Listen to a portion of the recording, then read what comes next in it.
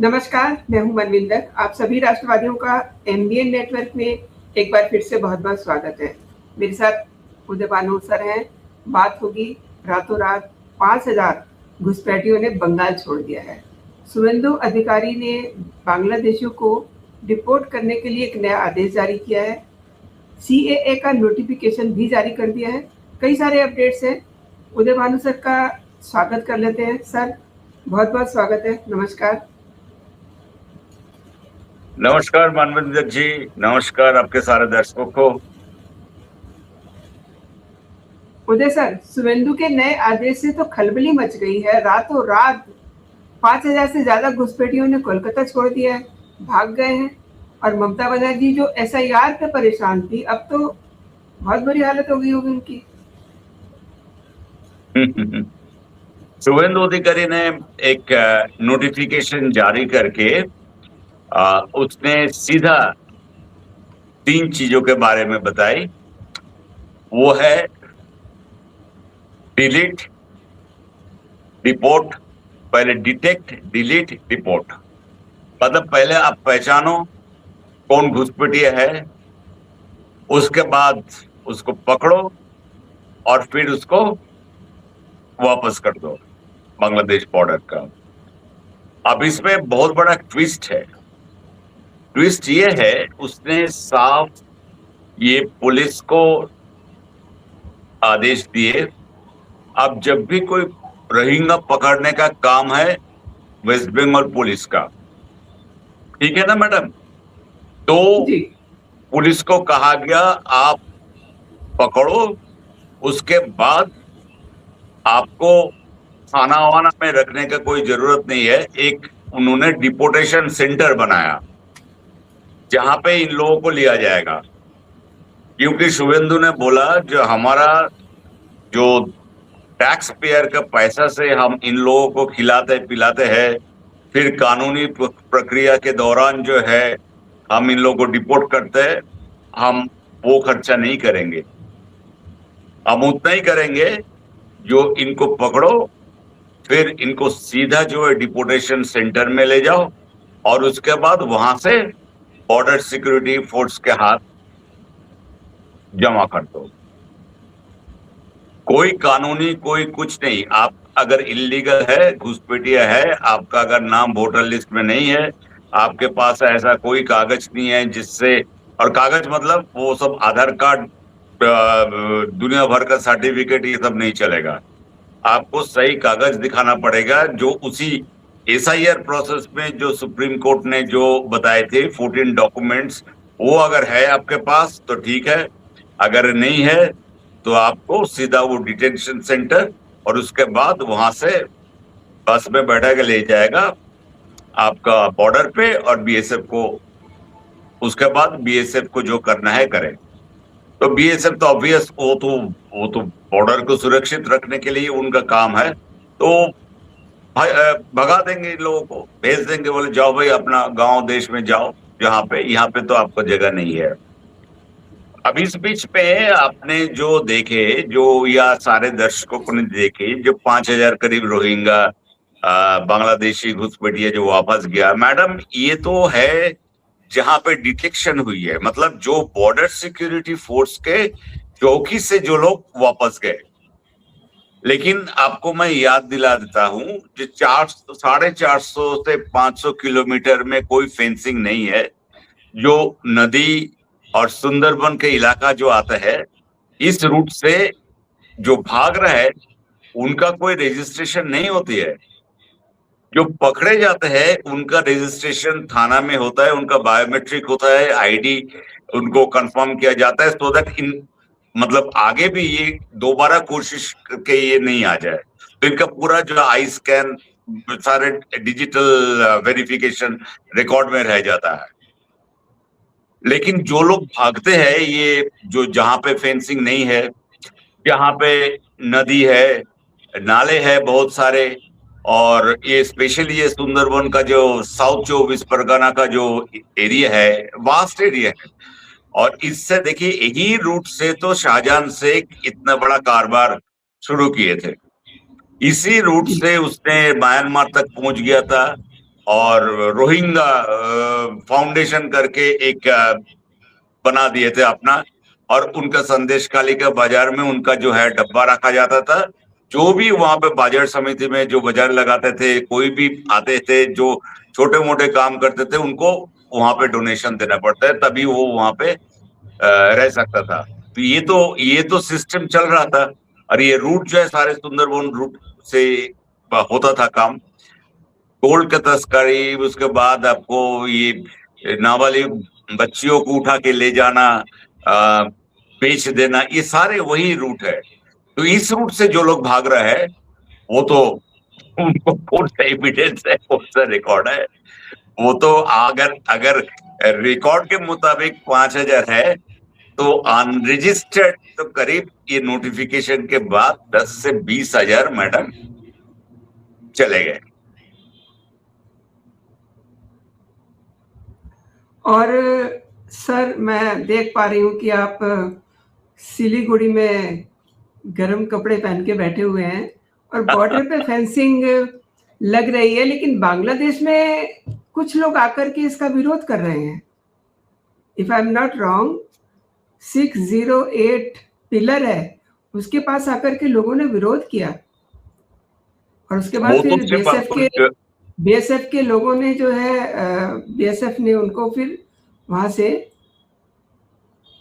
थोड़ा सा डरा धमका के बढ़ाया। मैडम सचमुच मुझे सिलीगुड़ी जाने का मौका मिला, और खास करके जो सिलीगुड़ी कॉरिडोर जो है, ये देखिए बीएसएफ जो है ये बांग्लादेश की तरफ से वहां के गांव वाले, मतलब इन लोगों को मदद देता है लोकल बांग्लादेश बॉर्डर पुलिस, ठीक है। और इन लोगों को आगे कर देते हैं, जो आप जाके भिड़ जाओ गांव वालों के साथ और ये सब। मैं मैडम चिकन नेक उस बॉर्डर के नजदीक बिल्कुल सामने बैठ के चाय के दुकान में चाय का मजा लिए और लोकल लोगों से बात किए। एक चीज मुझे जो समझ में आई, लोगों में जो एक सुरक्षा के जो महसूस जो है वो हो रहा है, उनका बातचीत में, उनका बोली में, उनका रहन सहन में ये चीज हो रहा है। और ये लोग एक्चुअली इतना मतलब इतना कुछ झेले हैं इतने साल से, जो लोग ये चिकन नेक या सिलीगुड़ी कॉरिडोर में जो लोग बसे हुए हैं भारतीय, ये लोग तंग आ चुके थे, क्योंकि यही लोग बांग्लादेश से इस पर आके जितने सारे गंदा काम, जितने इलीगल काम सारे करते थे। आप देखिए ये कॉरिडोर के सीधा सा ऊपर में है डोकलाम, और डोकलाम पे अगर ये हाई रिज जो है, ऊंचा जो पहाड़ी है, वहां पे आप खड़े होंगे तो सीधे आपको सिलीगुड़ी कॉरिडोर दिखाई देगा। आपको मुड़ने की जरूरत नहीं है, झुकने की जरूरत नहीं है, कुछ नहीं है। तो इसीलिए सिलीगुड़ी कॉरिडोर इतना इम्पोर्टेंट है। और हमारे यहाँ के कुछ लोग क्यों इतना बेचैन है और कितने इनको बार बार याद आ जाता है सिलीगुड़ी कॉरिडोर और चिकन नेक को अलग करने के लिए, मुझे आप समझ में आ रहा है आपको? ये सारे जो है सांप तपोले सब पले हुए हैं, हमारे देश के खाते हैं, पीते हैं, और यहीं पे इस थाली पे छेद करते हैं। इन लोगों को वंदे मातरम गाने में बड़ा तकलीफ होती है।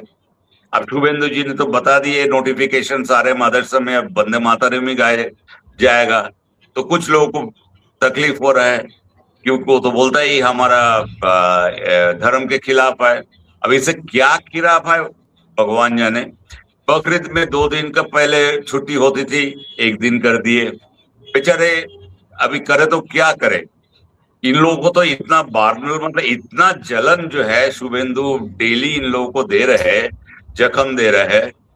अब पहली बार कोई नमाज रेड रोड पे नहीं होगी।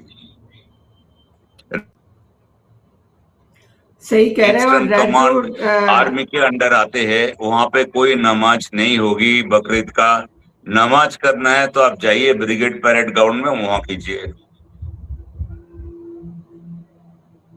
और वही रेड रोड है जहां पे हम देखिए इतने सालों से ममता बनर्जी अपने सर पे जो है हिजाब लगा के और अभिषेक बनर्जी जाली टोपी पहन के खड़े हो जाते थे।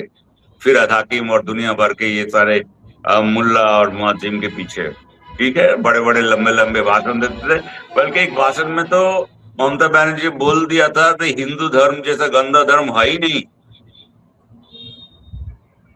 अब उनको पता चल रहा है ना, हिंदू का जो शक्ति जो है, वो उसी शक्ति से तो हम 10,000 साल से इस विरासत को हमने रखे हैं, जिंदा रखे हैं, हमारा संस्कृति को तो रखे हैं इसी शक्ति से।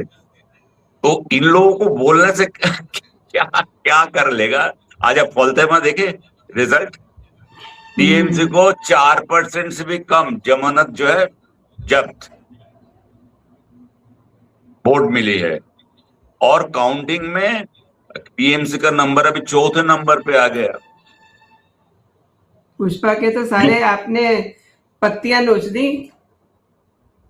अभी देखनी है मैडम, हम तो अभी टाइम गिन रहे हैं, जो अगले 24 घंटा 48 घंटा में तो ये जहांगीर मियां, इसका तो जिंदगी ये सब जो है बिल्कुल। और आपको हम पिछले पॉडकास्ट में भी बोले थे, शुभेंदु जैसे, विराट कोहली जैसे बैटिंग कर रहे हैं और बहुत ही जल्दी इसने सेंचुरी मारने वाले हैं। और आज के दिन तक एक्चुअली सेंचुरी मार दिया उन्होंने, 100 के अधिक, और 100 के लगभग जो काउंसिलर, मंत्री, विधायक, जितने ये सारे नेता, पार्टी के मोहल्ले का, कार्यालय का जितना सब थे, सब अंदर। बहुत काउंसिलर तो गायब ही है, उनको नामो निशान नहीं है। जैसा हमारे वार्ड के काउंसिलर भाई साहब गायब। अभी दूसरे एक नमूने देखने में आ रहा है जी। अभी अचानक कुछ लोग जो है वो बीजेपी के तरफ, और मतलब उनके ऊपर टीएमसी कितना बड़ा अत्याचार किया उसने उगलना शुरू किया। ये सारे जो है नकली साधु है, जो अचानक जो है वो साधु का बेस में, अभी रावण भी तो साधु का बेस में आया था जी। रावण तो कोई रावण हो गई या कोई रावण भी घर में जो आया था जंगल में, तो साधु का वेश लेके। तो ये सारे टीएमसी वाले जो है अभी फगुआ कपड़ा और ये और दुनिया भर का, मतलब कितना बढ़िया, कितना ये, अभी कितना शांति शगुन और कितना आजादी है, अभी ये गुण गा रहा है। लेकिन इनके लिए मैं आपको बता रहा हूं, बीजेपी का दरवाजा अगले 3 साल के लिए बंद।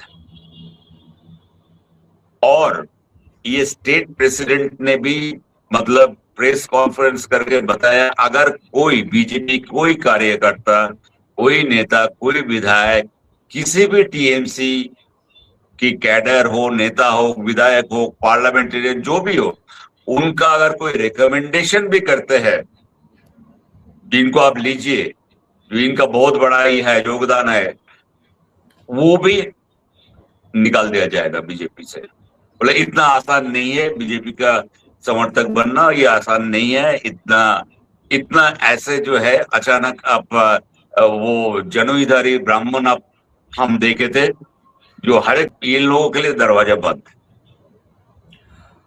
एक चीज ऐड करूंगा, सिलीगुड़ी कॉरिडोर में मुझे जो लग रहा है, इसमें यहाँ पे हेवी आर्मी डिप्लॉयमेंट रहेगा और परमानेंटली रहेगा। मतलब यहाँ पे आर्मी का डिप्लॉयमेंट, आर्मी का स्कूल, बहुत सारे जो है सामाजिक क्षेत्र में जो आर्मी का जो योगदान होता है, शिक्षा में, उसके बाद आपका हेल्थ केयर में, आर्मी हॉस्पिटल में, आर्मी के डॉक्टर, वो सारे यहीं पे शुरू हो जाएगी। बहुत ही जल्दी ये शुरू हो जाएगी, क्योंकि इसको, और ये देखिएगा धीरे धीरे जो 20 किलोमीटर का जो एरिया चिकन नेक, वो धीरे धीरे कैसे बढ़ाते हैं। और सर, आपके शहर में मार्को रूबियो आते हैं, इनका डेरेक ओब्रायन से क्या कनेक्शन है? मार्को रूबियो इतना शहर छोड़ के मुंबई, दिल्ली, चेन्नई, बेंगलुरु, हैदराबाद सब छोड़ के कलकत्ता क्यों? सवाल तो इसी में, सिर्फ मिशनरीज ऑफ चैरिटी और मदर टेरेसा के लिए आए थे।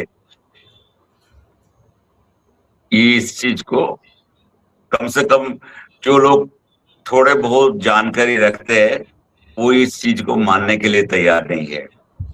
देखिए मैडम, मैंने बहुत दिनों से बोल रहा है, ये जो पार्टी जो है इंडी जोट, जो जोट है, ये गठबंधन जो है इंडी जोट में जितना पार्टी है, ये सारे जो है हमारा देश के एस्टैब्लिश्ड सांप सपोले हैं, जो खाते हैं पीते हैं और पालते हैं विदेशी पैसा से।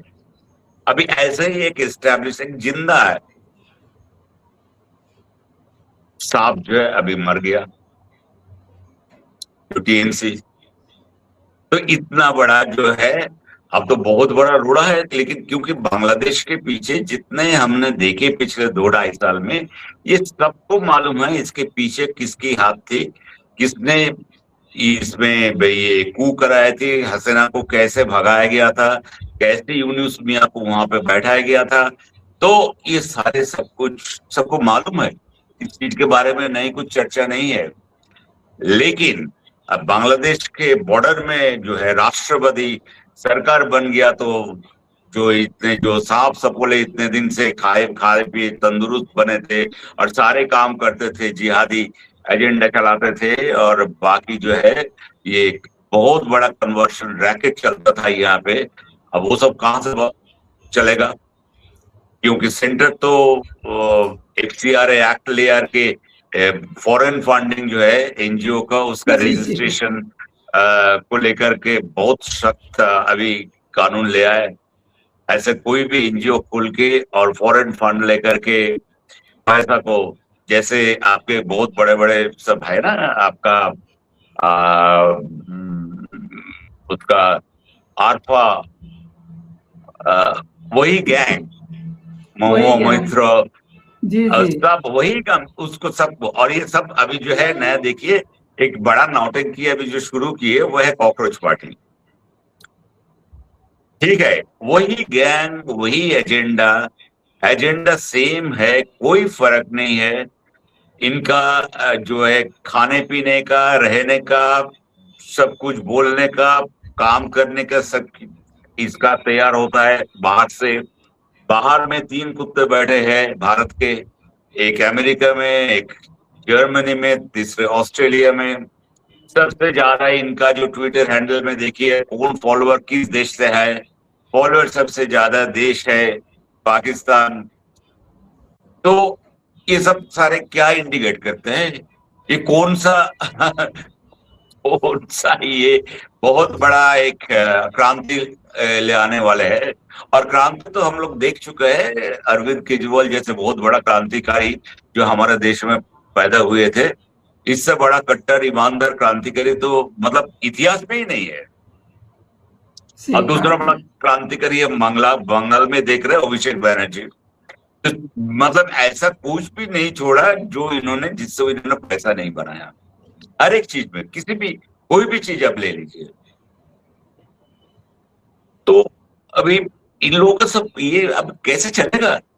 दुकान तो चलानी है ना। तभी नया एसेट ढूंढने में आए थे हमारे रूबियो साहब, क्योंकि इनका काम तो, इनका एजेंडा तो चलना चाहिए। और इनका तो अब देखिए, ये एक्चुअली आए थे, आने वाले थे क्वाड मीटिंग में। क्वाड में कौन कौन है? यूएसए है, इंडिया है, जापान है, ऑस्ट्रेलिया। और इसमें से जापान, ऑस्ट्रेलिया और इंडिया का पूरे हिस्सेदारी है south east Asian countries, bay of Bengal, इसी में। तो ये और इसी टाइम में, इसी दौरान इन जो कलकत्ता में थे, उससे उसी दिन एक बहुत बड़ा इवेंट जो यूएस में हुई, सबको मालूम है, अचानक तुलसी गाबार्ड ने रेजिग्नेशन दे दी। क्यों? सबको मालूम है तुलसी गाबार्ड का बैकग्राउंड इसका से जुड़ी हुई है, जो ओपनली मीटिंग में या कोई कहीं पे भी जय श्री कृष्ण बोलते हैं। तो इसका इन्होंने, तुलसी गाबार्ड, पूरा अमेरिका नीति जो है बांग्लादेश की तरफ ये बदलने वाले थे। खास करके चिन्मय दास प्रभु को लेकर के, जिसने आज पिछले 2 साल से जो बांग्लादेश के जेल में फर्जी मामला में इनको फंसाया। और इतना हिंदुओं के ऊपर वहां पे अत्याचार हो रहा है पिछले 3 साल से, जब से यूनुस का सरकार बनी थी, तो उसके खिलाफ थे तुलसी गबार्ड। तो इनके साथ तो तुलसी गबार्ड कभी नहीं चाहा जो वेनेजुएला में ऐसा हो या ईरान में ऐसा हो, लेकिन मार्को रूबियो साहब तो, उनको तो ट्रम्प से इतना बड़ा प्यारा दोस्ती है, तो वो तो उनका मुखौटा नहीं, उनका मुख ही है ट्रम्प का, मार्को रूबियो। तो ये सारे चीज जो है आगे बड़े इंटरेस्टिंग होते जा रहे हैं। और देखिए ना, अब एकदम से ममता की सरकार धड़ाम हुई है, तो वो सारे उजड़े हुए बयार देखने आए होंगे कि कहाँ कैसे क्या हो रहा है। प्लस जिस तरीके से अब बंगाल के सीएम शुभेंदु अधिकारी ये कह रहे हैं कि पता लगाओ, हटाओ, वापस भेजो, I mean detect, delete, deportation, इस फ्रेम में वो काम कर रहे हैं। और ऑब्वियसली सीए का उन्होंने नोटिफिकेशन जारी किया है और इसको लागू कर दिया है। घुसपैठियों के समझिए कि अब बुरे दिन बिल्कुल आ चुके हैं। तो ये सब चीज़ें बाहर जो लोग हैं, जो यहाँ मेहमान बन के आए हुए हैं, उन्हें बड़ी परेशान कर रही हैं। हाँ बिल्कुल, उनके लिए वो तो परेशान ही है। उनका एक एस्टैब्लिश्ड एसेट चला गया, तभी तो परेशान है। आसाम में भी प्रैक्टिकली खत्म हो गया इनका। बिल्कुल बिल्कुल। अब बंगाल भी गया हाथ में, तो रहा कहाँ।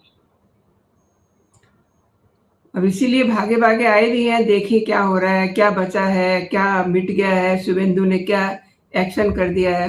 आपने सर मेरे लिए समय निकाला, मेरे दर्शकों के लिए समय निकाला, और आपने कई मुद्दों पर आपने विस्तार से जानकारी दी।